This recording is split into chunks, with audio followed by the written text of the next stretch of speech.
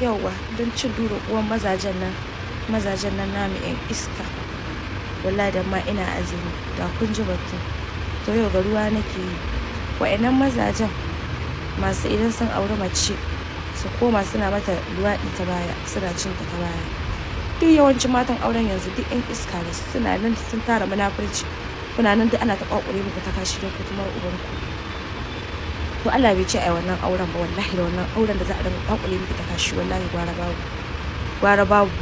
Maza duk sun lalace yanzu. Kawai su dai ki ba su ko ta ina su ci, kawai a ba su ci su dai. In za ki ba da ta kashin ki a ciki, to za a zauna da ke lafiya a gidan miji, duk abin da kika ce za a yi. In ba ku za ki bayar ba, to za ki zama bora ko to in ta zama bora don ku tamar ubanka. Maza yanzu wallahi kun lalace. Ku je ku ɗauko 'ya'yan mutane salin alin a gidajen iyayensu, ku zo ku bubburma su ta gaba ta baya. Ta gaban ai ba a ce haramun ba, amma ta bayan wallahi haramci. Wallahi malamai ku faɗakar kan wannan abubuwan da maza suke yi.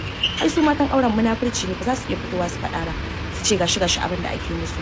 Wallahi malamai ku ja kunnan mata sosai, su ringa hana su, wallahi su ringa hana su. Maza kuma ku ji tsoron Allah, ku ringa samun 'ya'yan mutane in kun aure ku ta bubburma su ta baya in iska kawai.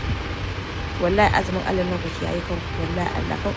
Wani abubuwan da suke ta faruwa ma duk ba fushin ubangiji bane, ai kaɗan ma aka gani wallahi, sai dai kawai Allah ya sassauta.